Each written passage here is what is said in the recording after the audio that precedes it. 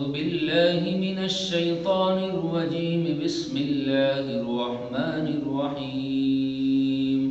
ألهاكم التكاثر حتى زرتم المقابر كلا سوف تعلمون ثم كلا سوف تعلمون كلا لو تعلمون علم اليقين لترون الجحيم ثم لترونها عين اليقين ثم لتسألن يومئذ عن النعيم. معزز سامعین و ناظرین، ابھی آپ کے سامنے سورۃ التکاثر کی تلاوت کی گئی ہے. انشاءاللہ تعالی اس سورت کی مختصر سی تفصیل اور اس کا پیغام پیش کیا جائے گا. اور اس سورت کے اندر جو اللہ رب العزت اپنے بندوں کو پیغام دینا چاہتے ہیں وہ پیغام بھی انشاءاللہ تعالی واضح کیا جائے گا. اس سورت کے اندر 8 آیتیں ہیں اور یہ سورت مکی سورت ہے. عام طور سے مکی سورتوں کا جو عنوان ہوتا ہے یعنی توحید، رسالت اور آخرت، مکی صورتوں کے اندر انہی 3 موضوع پر گفتگو کی جاتی ہے. اس صورت کے اندر اللہ رب العزت نے آخرت کو موضوع بنایا ہے اور اپنے بندوں کو اس چیز سے آگاہ فرمایا ہے جو چیز بندوں کو آخرت سے غافل کرتی ہے، اللہ سے دور کرتی ہے. ان چیزوں کی نشاندہی فرمائی ہے جس چیز میں لگ کر کے انسان اپنی حقیقی زندگی سے غافل ہو جاتا ہے.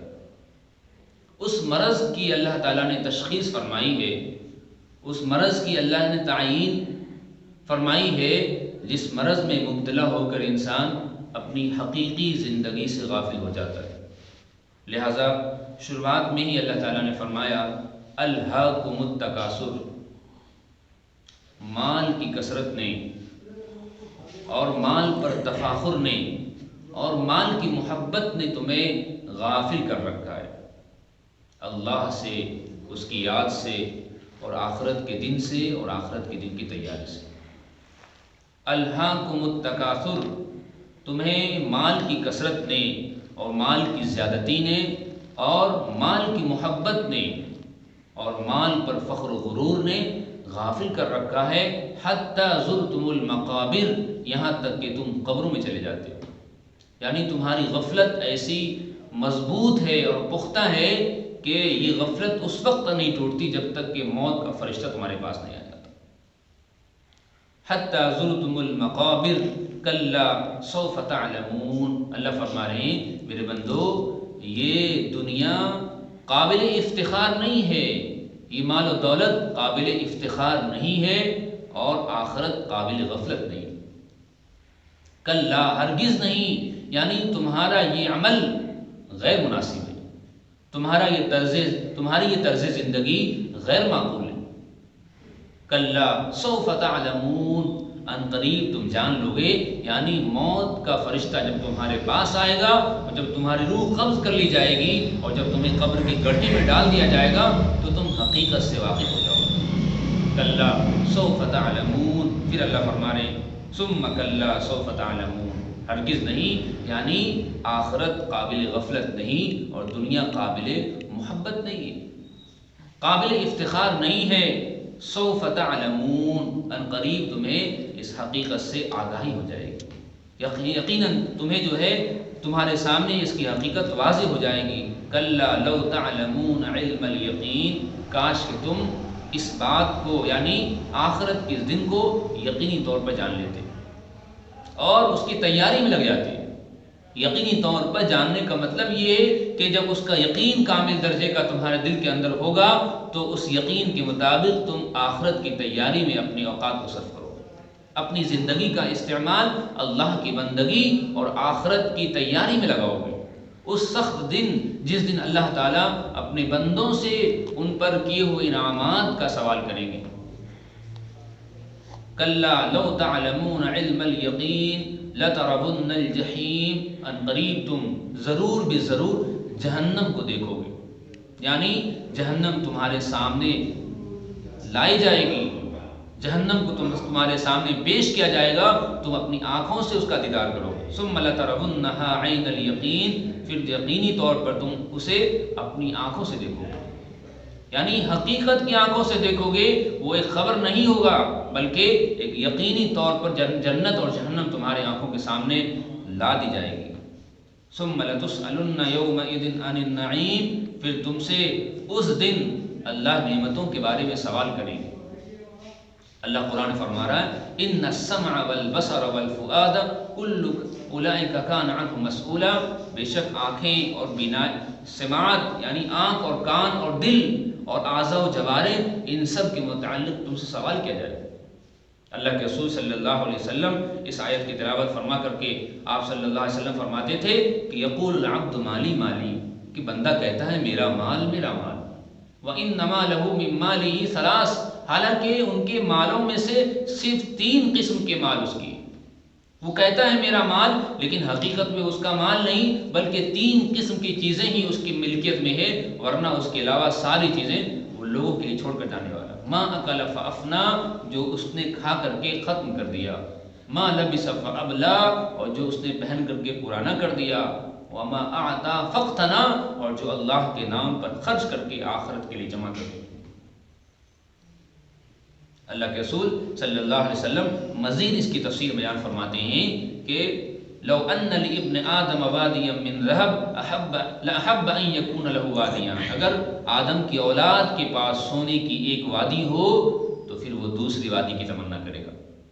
وَلَن يَمْلَأَ فَاهُ إِلَّا التُّرَابُ، اور اس کی خواہشات کو تو قبر کی مٹی بھر سکتی ہے. لہٰذا یہ دنیا مل جانے کے باوجود یہ ہماری خواہش کو پورا نہیں کر سکتی، بلکہ مزید دنیا حاصل کرنے کا جذبہ دلوں کے اندر پیدا ہوتا ہے. یہ دنیا کی حرص اور دنیا کی محبت، یہ دنیا کی محبت ٹھہراؤ کی چیز نہیں ہے کہ انسان کسی حد تک پہنچ کر کے دنیا کی محبت سے دل کو اطمینان حاصل ہو جائے، بلکہ دنیا کی محبت میں سرشار ہونے والا مزید دنیا کی محبت کا دیوانہ ہو جاتا ہے. لیکن ہم اس حقیقت سے ناواقف ہیں جو اللہ تعالی ہم سے مرنے کے بعد سوال کریں گے. اللہ کی کتنی نعمتیں ہم استعمال کرتے ہیں جو اللہ نے ہم پر فضل کے طور پر عطا فرمایا. اللہ کے رسول صلی اللہ علیہ وسلم ایک مرتبہ صحابہ کرام کے درمیان بیٹھے تھے اور کئی دن کے فاقے کے بعد آپ صلی اللہ علیہ وسلم کے پاس سامنے کھجور پیش کیا گیا اور پانی پیش کیا گیا. آپ نے، سیدنا ابوبکر صدیق نے اور سیدنا عمر رضی اللہ تعالیٰ عنہ نے کھجور کھانے اور پانی پینے کے بعد اللہ کے رسول نے سے فرمایا کہ بتا ہے عمر اور بتا ابوبکر، قیامت کے دن اللہ تعالیٰ تم سے اس نعمت کے بارے میں بھی سوال کریں.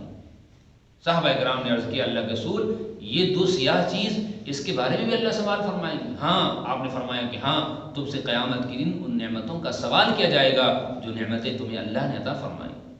2 نعمتوں کے بارے میں خاص طور سے اللہ سوال فرمائیں گے اور عام طور سے لوگ ان 2 نعمتوں میں غافل ہیں. ایک فراغت اور ایک صحت. فراغت یعنی مصروفیت سے فراغت کی یہ اللہ کی عظیم نعمت ہے کہ جب ہم فارغ ہیں تو اپنے اوقات کو اللہ کی اطاعت میں استعمال کریں، اللہ کی بندگی میں استعمال کریں. اور جو اللہ نے صحت دی ہے، توانائی ہمیں عطا فرمائی ہے، اس صحت و توانائی کو ہم اللہ کی اطاعت، اس کی بندگی میں استعمال کریں. اکثر لوگ ان 2 نعمتوں کو غلط استعمال کرتے ہیں. یہ عظیم نعمت ہے اللہ کی.